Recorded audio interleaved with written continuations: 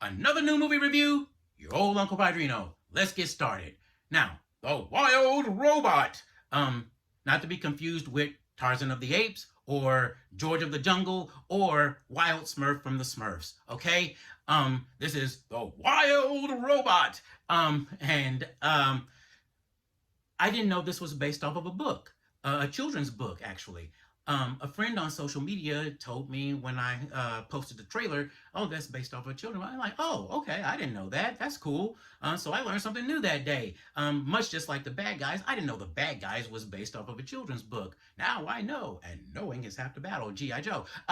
And I did know that Captain Underpants is based off of a book, and I know that Dogman is based off of a children's book as well. And yes, I will be watching Dogman. I've been summoned, I've been assigned, I have an appointment to go watch Dogman when it comes out in January. So expect a review on that next year. Okay? Now, let's talk about the story of the Wild Robot.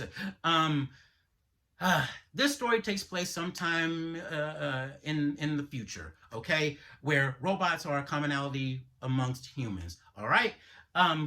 During a violent storm, some cargo is lost in the sea, and it crashes upon an island in the middle of nowhere. All right. One of the crates is busted open, and one of the robots is exposed. Now, not exposed the way you probably think exposed, okay, but a group of otters accidentally activates the robot, and it turns on, and it's looking for its task. Okay, now I can't remember what the full name of the company that makes the robots is, but the robot begins to refer to itself as Roz by using some of the part of the name of the brand name of the company that makes the robots. All right. Now, Roz is like Mr. Meeseeks. I'm Mr. Meeseeks. Look at me. So I'll put him right here. Stand up. Okay, there we go. Like Mr. Meeseeks, Roz is looking to be tasked with an assignment. All right. But unlike Mr. Meeseeks here, after she finishes the task, she doesn't poof disappear like Mr. Meeseeks does. So she looks for her next assignment. She awaits her next assignment. Well, there aren't any humans on this island. It's all wild animals. Okay, so where is she gonna get her next assignment? Where is she gonna get her assignment? Where she's gonna get her first task? Well, she finds a baby baby goose. Sorry, why did I just say that? A baby goose, a gosling, not to be confused with Goslin from Darkwing Duck. Though that would be funny if Goslin did have this robot. I can only imagine all the fun that would happen with her and this robot. But anyway, she finds this gosling and decides to raise it and take care of it and raise it and teach it how to swim and fly and eat before the winter arrives at the island so it can fly south for the winter. And while she's raising this gosling, she begins to evolve herself. Okay. That's about as far as I can go without giving too much away. Okay. I mean, it's short, sweet, and simple for the most part. All right. The good stuff, the positives, the stuff that I liked. Okay. Um, Obviously, the art style, the animation in this is beautiful. It's wonderful. It's captivating. I love it. This is the same animation program that DreamWorks used in The Bad Guys and in Puss in Boots: The Last Wish. Okay. Um, I love this style just because it looks like an animated painting on the wall, or a moving storybook. Much just like the golden books that we all used to read back when we were kids, or some of the other kinds of storybooks that we used to get, where they were painted images on the page. They were actually paintings. Okay, that's what this animation program does with those three movies, with these three movies, I should say. All right. Um, uh, I know I'll probably get tired of it at some point, but for now, I really enjoy it. I really like it, and I really would like to see more. I'll probably get tired of it when more animation companies begin to start using it as well at some point. But for now, I really am in love with it because it's different. Finally, something different than the usual CG animated movies. Okay. Um, the second thing, the story. The story is wonderful. I really loved it. It kept me engaged.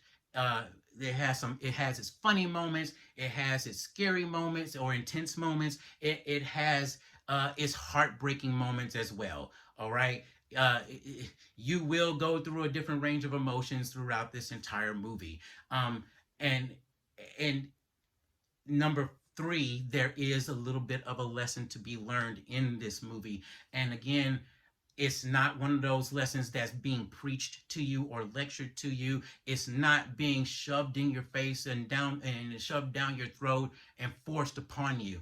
It's entertaining, and then the message, the lesson is underneath all of it all, and it's up for you, the audience, to interpret that. All right, and that lesson is, you know, predator, if predator or prey, we have to put aside our differences and to get along for the common good. Okay, that's pretty much what it is, and I can respect that. I love that. All right. um the other thing is, I think it's number four, I guess, but the director of this movie, you should know him, Chris Sanders. Why you should know him? Because he's the guy who created and directed the movie for Disney, Lilo and Stitch. He also provided the voice for Lilo for Stitch as well, not only through the movie but also throughout the series that appeared on the Disney Channel several years back. So he left Disney. He came to DreamWorks, and he did the How to Train Your Dragon trilogy as well. So, and if you look at Stitch's head, the shape of his head and its design, and if you look at Toothless's head and design as well, the shape of his head and design as well, they're very, very similar. So he has, that's his drawing style. That's if you look at his drawing style, it's amazing. It's wonderful. So I'm happy to see that he, with his name attached to this, I'm glad. For me, I can trust this movie, and I trusted this movie, and I think you will too. Okay. Um, Next is the voice acting. As I've mentioned in past movie reviews, especially animated movie reviews, I've always said that I don't really care for celebrities doing voices in animated movies or animated shows as well. They're just a celebrity. Yes, I get it. I understand it. It's the star power, the celebrity power.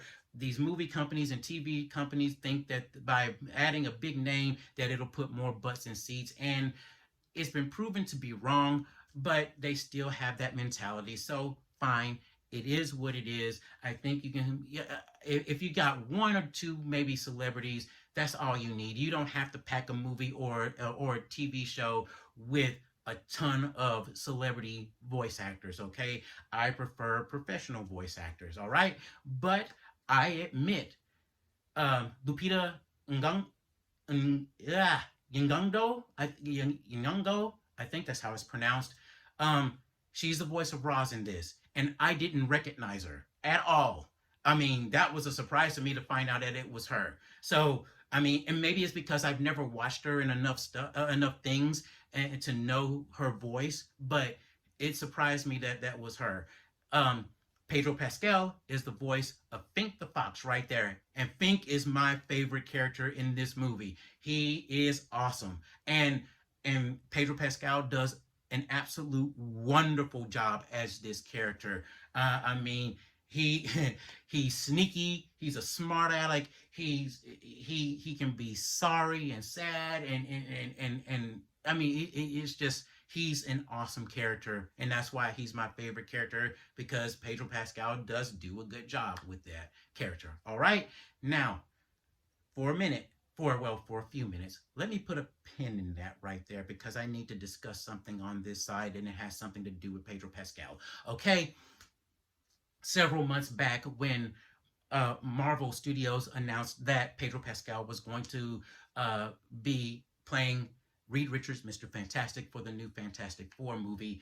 I posted on social media that um, I guess Pedro Pascal is the in guy now for the time being and whatnot, and and that's normal. That's par for the course. Okay. Anytime there's a big name actor, everybody discovers a big name, an actor, and he or she grows to become bigger. That they want that person in everything. That's normal. I mean, happens with Aquafina, happened with Chris Pratt.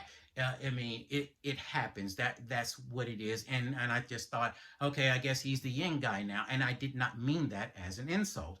But I also said that I don't think anyone who's a comic book nerd and knows the Fantastic Four, I'm sorry, I cannot see him as Reed Richards. I can't. I'm sorry. If you know who Reed Richards is and you know how he is, his personality and whatnot, it's not only just the look, but the personality. I just don't see him or get Reed Richards from him, and that's what I mentioned. Now, let's forget the fact that this movie is supposedly going to take place in the 60s, and it's just like, well, and this is a racial swap, of course, so it's just like, well, okay, kind of like how Batman Cape Crusader, the new Batman Cape Crusader show is on Amazon, is where the show takes place in the 40s, I guess, I think, and you have all of this diversity and stuff, and it's just like, if it's in the 40s, that probably wouldn't happen, but whatever, okay? But I said I haven't watched I haven't watched anything that he's been in, and I have no intentions of watching anything that he's currently in at the moment, okay? And but I did say I hope he does a good job with the character. I do plan on watching the Fantastic Four movie when it does come out, and I sincerely hope that he does the character justice. Okay, now I had a couple of people, and I don't know if they're watching this video or not. I don't know, and I don't care. But I had a couple of people, chime in saying how, not saying how dare you, but coming to his defense. How can you say you're not going to watch anything that he's been in, and if you don't know how he is and how he acts and how his acting is and yada yada yada? And it's like, look, I haven't really watched anything that he had been in. Now, I was wrong about that because what? I watched Wonder Woman 84 and he was in that. And that was a crappy movie. So that shows what? How crappy the movie is and how forgettable he was in that. And so I've forgotten about that movie and him at the same time. Okay? Now, I know he voiced Miguel O'Hara in Spider-Man 2099 in the Spider-Man animated movie Spider-Man Across the Spider-Verse. He was great in that. I liked him in that. But I know he's in The Mandalorian. I don't watch The Mandalorian. I haven't watched The Mandalorian. I have no intentions of watching The Mandalorian. Why? Because I'm done with Star Wars and I'm done with Lucasfilm. I have been for the past several years now. After the Last Jedi and the Rise of Skywalker, I am done with Lucasfilm because I hate what they've done with Star Wars. I hate what they've done with Indiana Jones. I hate what they've done to all of those properties, and I hate how they treat the audience, how they treated the audience, okay? So I'm done with Lucasfilm and all of that. So I haven't watched The Mandalorian, although I've heard that it is good except for the 3rd season, but I still have no interest in it. Now, I know he stars as the main character of the series on HBO well, it's called Max now, on The Last of Us, okay? I know it's based off a video game. I haven't played the video game, don't have any intentions of playing the video game, and I'm not going to watch that series either, and I have no intentions of watching that at all either. Why? Because as I mentioned in the past, in several other reviews as well, I hate zombies. Zombies freak me out, okay? Yes, I know those aren't zombies in that show and in that game. It's a fungal infection. You know what? I just made it sound like it was jock itch or athlete's foot or something. Sorry, but basically that's what it is. It's a fungus that has infected the brain, and the fungus does actually exist in real life somewhere in Central and South America. All right, it's infected ants, and it once infected, it grows on the brain, and the ant is like in a zombie like state, and then the fungus basically controls the ant, but it hasn't evolved to the point to where it's able to infect humans yet. And I know that's what the series is about. Yes, it's not zombies, but it's still close enough to zombies to where I'm not watching it and I'm not interested in it. Okay, so as far as Pedro Pascal goes, I haven't anything against the man at all. All right. I hope he can definitely convince me that he can play Reed Richards in the Fantastic Four movie coming up. So, taking the pen out, and we're going back to where I left off at. All right. So, that's all the positives of this. Okay. The negatives, the bad stuff, the stuff that I don't like. Um, this is these are minor things, and I think it would be aimed more towards children. Okay, um, there are some intense moments in this movie. Okay, oh, I forgot. Going back to the positives, on the voice actor side, Mark Hamill is in this as well. And if you don't know who Mark Hamill, you better know who Mark Hamill is. He is Luke Skywalker in all of the Star Wars movies, and he is, of course, the definitive voice of the Joker from Batman the Animated Series. All right, every time I read a comic book with the Joker in it, depends on what era it is, it's Mark Hamill's voice that I hear. All right, now we're going to jump back into the negatives. Okay, um, there are some intense moments in this movie, and it may be too much for smaller children. It depends on how old your child is or your children are. They may be able to take it. I mean, hey, I'm a part of a generation that grew up watching Watership Down, and the Never-Ending Story, Transformers the movie, GI Joe the movie, The Secret of Nim, and The Land Before Time. I mean, Bambi, Lion King. I mean, we're used to this stuff, okay? But your kids may not be, so it may not work for you, and it may not work for your children, okay? Um, the other negative thing, there's some teeny tiny animal things that take place in this. All right. Now, don't get the wrong idea. It's not as severe as it was in last year's Guardians of the Galaxy Volume 3. Okay. But